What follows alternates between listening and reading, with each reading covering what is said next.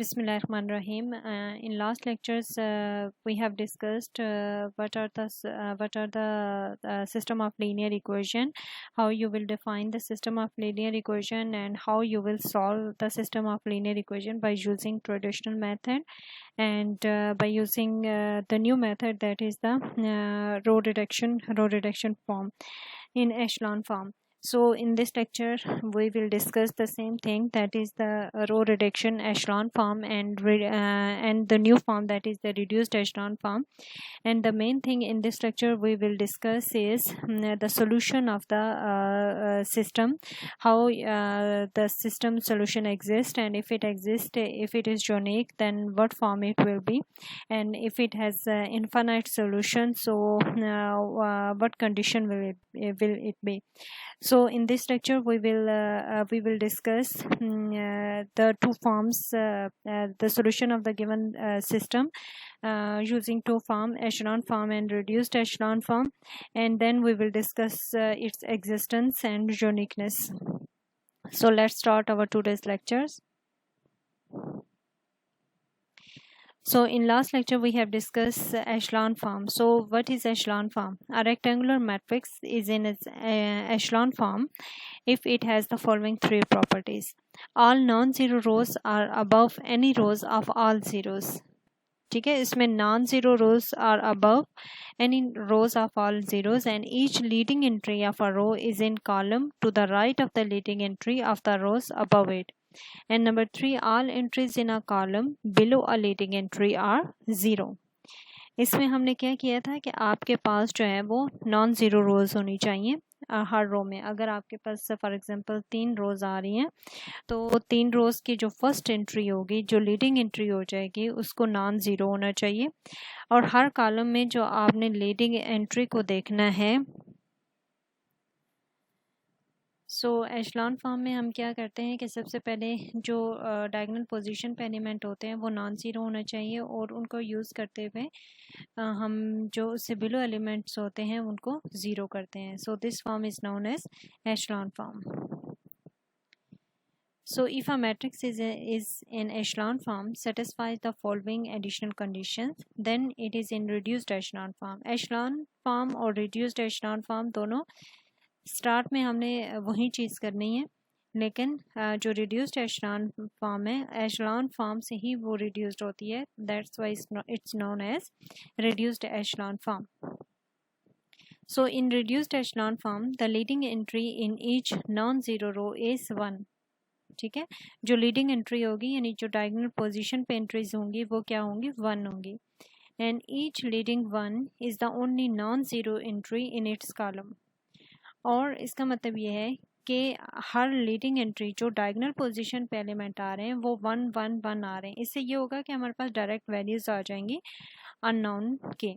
और दूसरी बात ये कि इसमें क्या होगा कि आपके जो एशलॉन फॉर्म है उस एशलॉन फॉर्म तक तो आप आ गए कि डायगोनल से बिलो एलिमेंट आपने ज़ीरो कर लिए. तो रिड्यूस्ड एशलॉन फॉर्म में क्या होगा कि डायगोनल से जो अबव एलिमेंट होंगे उनको भी ज़ीरो करेंगे. तो जब उनको ज़ीरो करेंगे तो ऑटोमेटिकली आपके पास जो एलिमेंट सरवाइव होंगे वो कौन कौन से होंगे, लीडिंग पोजीशन वाले, डायगोनल पोजीशन वाले ये होंगे. ठीक है, और वो डायगोनल पोजीशन आपके पास क्या होगी, 1 होगी. डायगोनल पोजीशन 1 होगी तो वहाँ से डायरेक्ट आपके पास x1 x2 x3 की वैल्यूज़ आ जाएंगी. तो दोनों आप एशलॉन फॉर्म करें या रिड्यूस्ड एशलॉन फॉर्म करें, so in both cases the solution set is same. x1 x2 and x3 की सेम वैल्यूज़ आएंगे, डिफरेंट वैल्यूज़ नहीं आनी चाहिए.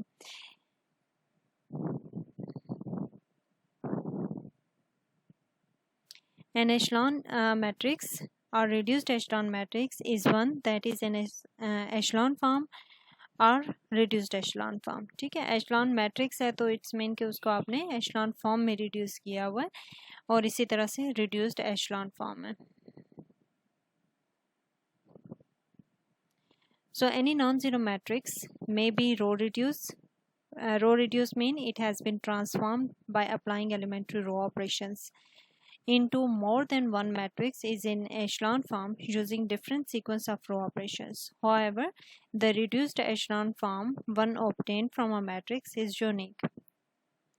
कि एशलॉन फॉर्म तो आपके पास जो है वो डिफरेंट, आप रो ऑपरेशन करें तो वो डिफरेंट आपके पास आ सकती है, लेकिन रिड्यूस्ड एशलॉन फॉर्म आपके पास यूनिक ही होगी, वो आपके पास कोई डिफरेंट नहीं आ सकती। फॉर एग्जांपल जैसे आप उस पर करते हैं एशलॉन फॉर्म में, तो एशलॉन फॉर्म में क्या होता है कि जो लीडिंग एंट्री है आप वो नॉन वन भी कर सकते हैं और वन भी कर सकते हैं, ठीक है। वन हम अपनी कन्वीनियंस के लिए करते हैं, तो अगर आप वन नहीं करते या आप किसी में फ्रैक्शन आ जाती है, आप फ्रैक्शन को रिमूव नहीं करते, तो इससे वो फॉर्म जो होगी वो डिफरेंट आ जाएगी, लेकिन वैल्यूज सेम आएंगी। और जो रिड्यूस्ड एशलॉन फॉर्म है उसमें जो कि लीडिंग एंट्री को आप वन कर रहे हैं, जो डायगोनल पोजीशन पे एलिमेंट्स हैं उसको वन कर रहे हैं, तो फिर उसकी फॉर्म क्या होगी, यूनिक होगी। Uniqueness of the reduced echelon form. Each matrix is row equivalent to one and only one reduced echelon matrix. Now we will discuss pivot position. So what is pivot position? Pivot position क्या है कि आप जो diagonal element करते हैं, ठीक है, diagonal element को आप यूज़ करते हुए जो उससे बिलो एलिमेंट है उसको ज़ीरो करते हैं, तो जो डायगोनल हर रो में जो फर्स्ट नॉन ज़ीरो एलिमेंट आ रहा है ना, वो क्या है, पिवट पोजीशन है। If a matrix is row equivalent to an echelon form U, if we denote echelon form U and matrix A is a given matrix, we call U is an echelon form of A if U is in reduced echelon form. So we call U the reduced echelon form of A. ठीक है, A matrix से हमने जो है वो echelon form या reduced echelon form में उसको reduce किया। So a pivot position in a matrix A is a location in A that correspond to a leading one in the reduced echelon form of A. Reduced echelon form में आपके पास one one position पे जो leading element आ रहा है वो क्या है, पिवट पोजीशन है, और जिस कॉलम में अकर कर रहे हैं वो पिवट कॉलम है। A pivot column is a column of A that contains a pivot position. For example इस एग्जांपल को हम सॉल्व भी करेंगे, इसको echelon form reduced echelon form में भी करेंगे और देखेंगे कि इसमें पिवट पोजीशन कौन सी है और पिवट कॉलम कौन सा है। Row reduce the matrix A below to echelon form and locate the pivot columns of A. इसमें हमने क्या करना है, इसको रिड्यूस करना है एशलॉन फॉर्म में और इसमें हमने पिवट कॉलम भी बताने हैं। सो सबसे पहला काम आपने क्या करना है कि अब आप ये देखें आपके पास ये ए मैट्रिक्स जो है वो गिवन है, ऑगमेंटेड मैट्रिक्स हमें ये गिवन है, ठीक है। तो ऑगमेंटेड मैट्रिक्स में ये होगा कि जो लास्ट कॉलम है वो बी का होगा। तो इसके लिए सबसे पहला आप काम आपने क्या करना है कि वन वन पोजीशन देखनी है, तो वन वन पोजीशन पे आपके पास जो एलिमेंट आ रहा है वो ज़ीरो है, तो इसको नॉन ज़ीरो होना चाहिए, तो इसलिए आप इसको किसी भी रो से इंटरचेंज कर सकते हैं। You can interchange from second row, third और फोर्थ रो, ठीक है, it's up to you. So हमने क्या किया है कि फर्स्ट और फोर्थ को आपने क्या किया, उनको चेंज कर दिया, फर्स्ट और फोर्थ रो को, इंटरचेंजिंग रो 1 एंड 4। सो जो फर्स्ट रो है वो फोर्थ रो बन जाएगी और जो फोर्थ रो है वो फर्स्ट रो बन जाएगी। तो फर्स्ट आपके पास ये देखें लीडिंग एलिमेंट क्या आ रहा है, वन आ रहा है, ये ऑटोमेटिकली वन आ रहा है। अगर वन नहीं आता तो आप इसको किसी भी स्केलर के साथ मल्टीप्लाई करके वन कर सकते हैं। तो वन करने, ये जो आपके पास वन वन पोजीशन पे एलिमेंट आ रहा है ना, so this position is known as the pivot position, और ये किस कॉलम में आ रहा है, फर्स्ट कॉलम में आ रहा है, so this column is pivot column. अब हम नेक्स्ट करते हैं। अब आपने क्या करना है, पिवट पोजीशन से बिलो एलिमेंट आपने ज़ीरो करने हैं। ये वाला एलिमेंट तो ऑटोमेटिकली ज़ीरो है, -1 को भी ज़ीरो करना है, -2 को भी ज़ीरो करना है। तो क्या रो ऑपरेशन करेंगे, R2 plus R1 and then R3 plus 2R1। So ये दोनों रो ऑपरेशन हमने किए और इसको ज़ीरो कर दिया, ठीक है। अब नेक्स्ट, पहले 1 1 पोजीशन थी, अब क्या होगी 2 2 पोजीशन। लीडिंग एलिमेंट ये तो ज़ीरो हो गया ना, तो जो लीड कर रहा है element that is the leading element is 2, so this is the pivot position, okay, and this pivot position and the second column is the pivot column. So now you will make 0 to 5 and -3. तो इन दोनों को हमने क्या कर लिया, zero कर लिया। अब देखें इन दोनों को ज़ीरो किया है तो ये ऑटोमेटिकली ये भी ज़ीरो हो गया। जब ये रो ऑपरेशन हमने किया ये भी ज़ीरो हो गया, ये भी ज़ीरो हो गया और ये वाला एलिमेंट भी ज़ीरो हो गया और ये लास्ट वाला एलिमेंट भी ज़ीरो हो गया। अब हम देखते हैं कि इस कंडीशन में हम कैसे जो है वो उसका सोल्यूशन फाइंड आउट करेंगे और कैसे लिखेंगे। अब देखें यहाँ पे आपके पास जो है वो इसमें आपने देखा है कि इसको हमने जब इन दोनों को ज़ीरो किया तो आपके पास नेक्स्ट कॉलम में भी ये ज़ीरो हो गया और ये वाली एंट्रीज भी ऑटोमेटिकली ज़ीरो हो गए हैं। तो अब अगर हम आए 3 पोजीशन पे तो ये ऑलरेडी ज़ीरो है, इसको हम कोई रो ऑपरेशन नहीं कर सकते। और अगर आप 4 पे आए तो वो भी ज़ीरो है, ठीक है। तो यही इसकी एशलॉन फॉर्म है। इसके बाद हमने इस पर कोई रो ऑपरेशन नहीं करना। तो इसकी जो पिवट पोजीशन आ रही है वो 1 1 आ रही है, 2 2 आ रही है और ये कौन सा है, third row and fourth column आ रहा है। So first column, second column और फोर्थ कॉलम जो है वो क्या आ रहे हैं of matrix A are pivot columns. इस मैट्रिक्स के नहीं, जो आपके पास गिवन मैट्रिक्स ए होगी।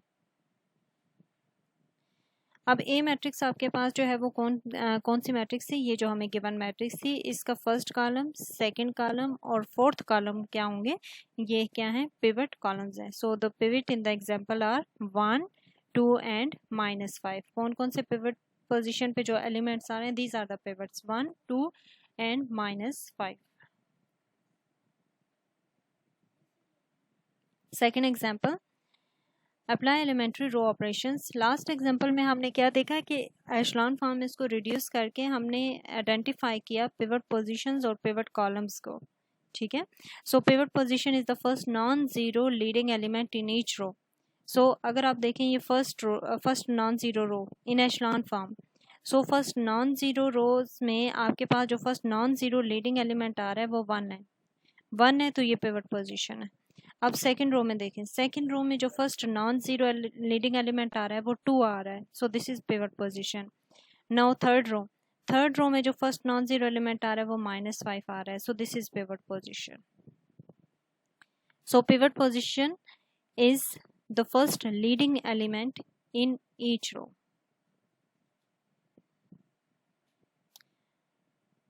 Next example, apply elementary row operations to transform the following matrix first into echelon form and then into reduced echelon form. So in this matrix first you have to apply the elementary row operation to transform the given matrix into two forms. One is echelon form and the second one is reduced echelon form. So with echelon form you are familiar how to reduce it. So you can easily solve this matrix. So here is the same case that the first entry is 0. So we will apply the row operation by interchanging of any two rows. You can interchange first or second row or first or third row to make it non-zero. So let's solve this example. So ये आपके पास आ गए, ठीक है। तो सबसे पहले आपने क्या करना है, हाँ, फर्स्ट और थर्ड रो को आपने इंटरचेंज कर दिया। फर्स्ट और थर्ड रो को आपने इंटरचेंज किया तो ये आपके पास फर्स्ट रो आ गई है और ये थर्ड रो आ गई है। तो ये आपके पास जो है वो पिवट पोजीशन आ गई, first non zero entry in first row. अब आपने क्या करना है, इसको ज़ीरो करना है। तो इसको ज़ीरो करने के लिए कौन सा रो ऑपरेशन करेंगे, R2 माइनस R1। सो ये ज़ीरो हो गया। ज़ाहिर है अगर ये ज़ीरो करते हैं तो पूरी रो चेंज होगी, ठीक है। उसको आपने ज़ीरो कर लिया। इसके बाद आपने क्या करना है कि नेक्स्ट डायगोनल पोजीशन पे चले जाना है और वो 2 2 पोजीशन पे आता है 2। नेक्स्ट जो नॉन ज़ीरो लीडिंग एलिमेंट आ रहा है नॉन ज़ीरो, हाँ, तो ये अब आपने इससे बिलो एलिमेंट को ज़ीरो करना है। अगर आप इसको एशलॉन फॉर्म में रिड्यूस कर रहे हैं तो इससे बिलो एलिमेंट को ज़ीरो करने के लिए आप क्या रो ऑपरेशन यूज़ करेंगे, R3 माइनस 3/2 R2, ठीक है। तो आपके पास ये वाला एलिमेंट ज़ीरो हो जाएगा तो ये सारी जो रो है वो चेंज हो जाएगी। सिर्फ ऑब्वियसली ये ज़ीरो है, ये भी ज़ीरो है, तो ये दोनों सेम ही रहेंगे, ये चेंज नहीं होंगे। तो ये आपने ज़ीरो कर लिया, ये ज़ीरो किया तो ये भी ज़ीरो हो गया और ये भी ज़ीरो हो गया, ऑटोमेटिकली ज़ीरो हो गए। तो आपके पास जो है वो सेकंड फर्स्ट आपके पास पिवट पोजीशन 3 आ रही थी और सेकंड पिवट पोजीशन ये आपके पास आ रही है। सेकंड रो में first non zero leading element जो आ रहा है वो 2 आ रहा है। अब इससे मज़ीद आप आगे आप कोई काम नहीं कर सकते कि यही एशलॉन फॉर्म है, क्योंकि ये 2 पोजीशन पे नेक्स्ट आती है 3 पोजीशन, लेकिन ये 0 है। तो यही पोजीशन आपके पास, यही जो मैट्रिक्स की फॉर्म आ रही है ये एशलॉन फॉर्म है।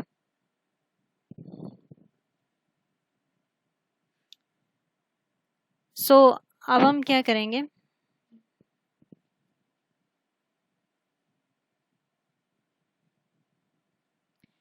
अब आपने क्या करना है कि आप इस मैट्रिक्स से इसका सोल्यूशन फाइंड आउट कर सकते हैं। ठीक है, अब यहाँ से देखें आपके पास कितने वेरिएबल्स होंगे, x1 x2 x3 x4 x5, 5 variables आ रहे हैं। x5 की आपके पास डायरेक्ट वैल्यू आ जाएगी और यहाँ से फिर कुछ वेरिएबल्स रह जाएंगे जिनकी आप वैल्यूज़ फाइंड आउट नहीं कर सकेंगे। वो हम इसका सोल्यूशन अभी नेक्स्ट में डिस्कस करते हैं। फर्स्ट हम इस वाली एग्जांपल में आपने इसको सिंपल एशलॉन फॉर्म और रिड्यूस्ड एशलॉन फॉर्म में रिड्यूस करना था, तो हम देखते हैं कि हम वो कैसे करेंगे। तो अब क्या है कि आपके पास ये वाली जो फॉर्म है ये एशलॉन फॉर्म है। ठीक है, अब आपने क्या करना है, इसको दूसरी फॉर्म में आपने रिड्यूस करना है, रिड्यूस्ड एशलॉन फॉर्म में। तो रिड्यूस्ड एशलॉन फॉर्म में करने के लिए आपने क्या काम करना है कि आपने ये जो पिवट पोजीशन पे हैं, इस जो first non zero leading element आ रहे हैं इनको 1 होना चाहिए। तो इसको 1 करने के लिए आप क्या करेंगे, पूरी रो को 1/3 से मल्टीप्लाई कर देंगे। ठीक है, 1/3 से मल्टीप्लाई कर दें या 3 से डिवाइड कर दें, एक ही बात है। तो 1/3 से मल्टीप्लाई करेंगे तो यहाँ क्या आ जाएगा, 1 -3 4 -3 2 एंड 5। ठीक है, ये आपने 1 कर लिया। इसके बाद आपने क्या करना है, इसको भी 1 करना है। इसको 1 करने के लिए आप इसको 1/2 से मल्टीप्लाई कर देंगे। आपने इसको 1/2 से मल्टीप्लाई कर दिया, so you will get 1 -2 2 0 and -7।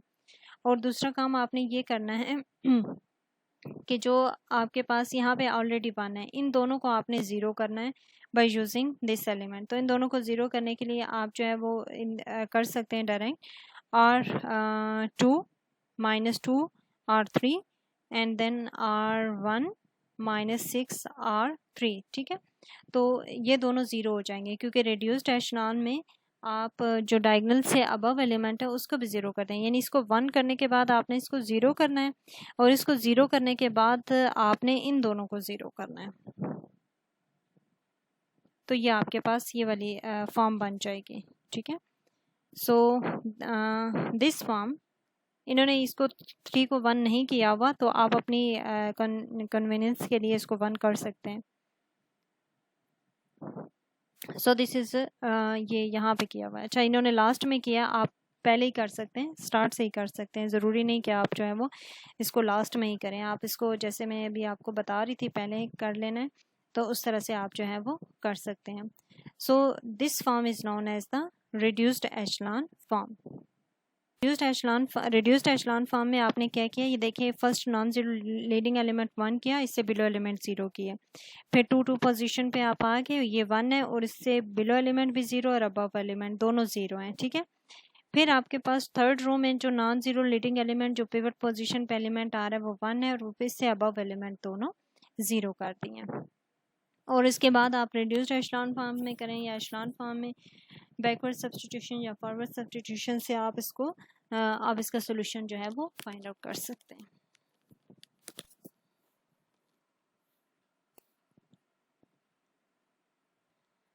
हाँ जी, आपने जितने भी सोल्यूशन फाइंड आउट किए हैं एशलॉन फॉर्म में या रिड्यूस्ड एशलॉन फॉर्म में, तो उसमें क्या आपके पास आता है कि सोल्यूशन आता है, यूनिक सोल्यूशन आता है। तो अब हम देखते हैं कि आपके पास यूनिक सोल्यूशन अगर नहीं आता तो वो किस केस में नहीं आएगा और कैसे सिस्टम का सोल्यूशन एग्जिस्ट करेगा और क्या कंडीशन होगी कि एग्जिस्ट नहीं करेगा। और अगर इनफाइनाइट मैनी सॉल्यूशंस आएंगे तो वो जो मैट्रिक्स होगी जो रिड्यूस्ड एशलॉन फॉर्म में या एशलॉन फॉर्म में, तो वो उसकी क्या फॉर्म होगी। सो हम देखते हैं, suppose that the augmented matrix of a linear system has been changed into the equivalent reduced echelon form. ठीक है, सपोज अगर हमारे पास एक मैट्रिक्स ए गिवन है, उसको हमने रिड्यूस्ड एचलॉन फॉर्म में रिड्यूस कर दिया, आपके पास ये वाली फॉर्म बनती है। यानी फर्स्ट आपके पास ये रो आ रही है, सेकंड और थर्ड रो पूरी ज़ीरो हो रही है। ठीक है, अब देखें थर्ड रो आपके पास पूरी ज़ीरो हो रही है, और फर्स्ट में से अगर आप देखें तो इसमें 3 वेरिएबल्स आ रहे हैं ना, क्योंकि ये वाली लास्ट वाली तो बी के एलिमेंट है। So here is x1 x2 x3, x1 x2 x3। सो अगर आप इसको इक्वेशन की फॉर्म में लिखें, you will get x1 minus 5x3 equal to 1 and x2 plus x3 equal to 4। and third equation से आपके पास क्या होगा, 0 equal to 0। ठीक है, अब इसमें देखें कि आपके पास जो वेरिएबल्स आ रहे हैं, पिवट पोजीशन पे जो वेरिएबल्स आ रहे हैं, first non zero leading element जो आ रहा है आपके पास, that variable is known as the basic variable. और उसके अलावा जो वेरिएबल्स आ रहे हैं वो फ्री वेरिएबल्स होंगे। फॉर एग्जांपल इसमें देखें आपके पास x1 x2 x3 के आप कोई एक वैल्यू फाइंड आउट नहीं कर सकते। फॉर एग्जांपल अगर आप यहाँ से x1 की वैल्यू लिखें तो वो आएगा 1 + 5x2, और x2 की क्या वैल्यू आ जाएगी, 4 - x3। तो x3 की वैल्यू आपको पता नहीं है कि वो क्या है, x3 फ्री है, x3 की वैल्यू आप कोई भी चूज़ कर सकते हैं। ठीक है, x3 आप 0 भी ले सकते हैं, 1 भी ले सकते हैं, 2 भी ले सकते हैं। सपोज अगर आप x3 0 लेते हैं तो x1 1 आएगा, x2 4 आएगा। ठीक है, अगर x3 आप 1 लेते हैं तो x1 की वैल्यू क्या आ जाएगी, x1 इज 6, और x2 क्या आ जाएगा, 3 आ जाएगा। तो x3 आपके पास कौन सा वेरिएबल है, फ्री वेरिएबल है। x1 x2 कौन से वेरिएबल्स हैं, बेसिक वेरिएबल्स हैं जो पिवट पोजीशन पे आकर कर रहे हैं, पिवट कॉलम्स में आ रहे हैं, वो बेसिक वेरिएबल है। और उसके अलावा जो वेरिएबल्स आ रहे हैं वो फ्री वेरिएबल है। यहाँ तो एक ही आ रहा था, अगर आपके पास 2 या 3 वेरिएबल्स आ रहे हैं तो वो भी क्या होंगे, फ्री वेरिएबल्स होंगे। सो फ्री वेरिएबल्स में क्या होता है कि आप उसकी कोई भी वैल्यू चूज कर सकते हैं। Whenever a system is consistent, the solution set can be described explicitly by solving the reduced system of equation of the basic variable in terms of the free variable. So this form is known as explicit form.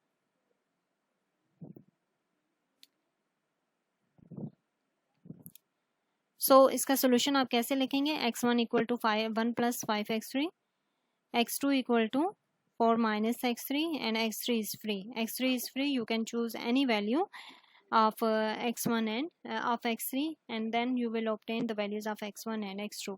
So अगर आप x3 की एक value choose करते हैं, x1 x2 की एक value आएगी, x3 की कोई आप कोई और वैल्यू चूज करते हैं, you will get an other value of x1 and x2 which is different from previous. So आपके पास एक एक सेट बनता जाएगा वैल्यूज का। तो आपके पास कोई एक वैल्यू नहीं आ रही है, यूनिक वैल्यू नहीं आ रही है, इनफाइनाइट वैल्यूज आ रही हैं। Each different choice of x3 determines different solution of the system, and every solution of the system is determined by a choice of x3 कि आप क्या वैल्यू वो चूज करते हैं। The description in 2 is a parametric description of solution set in which free variables act as parameter. So this description of solution set is known as the parametric description. So solving a system amounts to finding a parametric description of the solution set or determining that the solution set is empty. Whenever a system is consistent and has free variable, the solution set has many parametric descriptions. ठीक है, अगर उसके free variables involve होते हैं और basic variable, तो उसकी parametric description भी जो है वो many हो सकती हैं। For instance, in system 1, add 5 times equation 2 to equation 1 and obtain the following equivalent system. इसमें यह है कि अगर आप उसको जो है ना वो दोनों को वो ऐड कर देते हैं तो आपके पास ये पैरामीट्रिक डिस्क्रिप्शन जो है ना वो आती है। अब इस केस में क्या है कि आपके पास सिंपल फॉर्म जो है वो ये वाली आ रही है। अब देखें दूसरी बात इसमें से, ये तो आपने उसका सोल्यूशन लिख लिया एक्सप्लिसिट डिस्क्रिप्शन में, अब क्या है कि अगर यहाँ पे देखें आपके पास आ रहा है 0 0 0 0, इट्स मीन कि 0 इक्वल टू 0, इक्वेशन सेटिस्फाई हो रही है, सिस्टम इज कंसिस्टेंट। ठीक है, सिस्टम का सोल्यूशन एग्जिस्ट करता है, but it has infinite many solutions. इसका कोई एक सोल्यूशन नहीं आ रहा, इसके इनफाइनाइट मैनी सॉल्यूशंस आ रहे हैं। It has not a unique solution, it has infinite many solution. इसके सॉल्यूशन सेट जो है वो डिफरेंट आ रहे हैं अगर आप फ्री वेरिएबल की वैल्यू डिफरेंट चूज करते हैं। So this system is consistent but has infinite solution. So system consistent होने के लिए हमने दो केसेस कर लिए। एक तो सोल्यूशन, इसका जो सोल्यूशन है वो यूनिक होना चाहिए। यूनिक मीन कि उसकी एक ही वैल्यू आती है, जैसे कि आप डिफरेंट केसेस में कर चुके हैं। बहुत सारे क्वेश्चंस आप लोगों ने सॉल्व किए होंगे एक्सरसाइजेस में से, जिसमें आपने देखा होगा कि उसकी एक ही वैल्यू आती है, यानी उसमें बेसिक वेरिएबल और फ्री वेरिएबल इन्वॉल्व नहीं होते। और ये वाला हमने केस किया जिसमें बेसिक वेरिएबल और फ्री वेरिएबल्स आ रहे हैं और उसकी पैरामीट्रिक डिस्क्रिप्शन हमने की। और इस केस में क्या होगा, उसके इनफाइनाइट मैनी सॉल्यूशंस आएंगे। ये हमने कंसिस्टेंट सिस्टम के लिए किया है। फर्दर हम देखेंगे कि अगर सिस्टम इनकंसिस्टेंट है तो फिर आपके पास जो मैट्रिक्स है, ऑगमेंटेड मैट्रिक्स, उसकी इक्विवेलेंट रिड्यूस्ड एशेलॉन फॉर्म क्या बनती है, जिससे हम जज करते हैं कि इस सिस्टम का सॉल्यूशन एग्जिस्ट नहीं करता।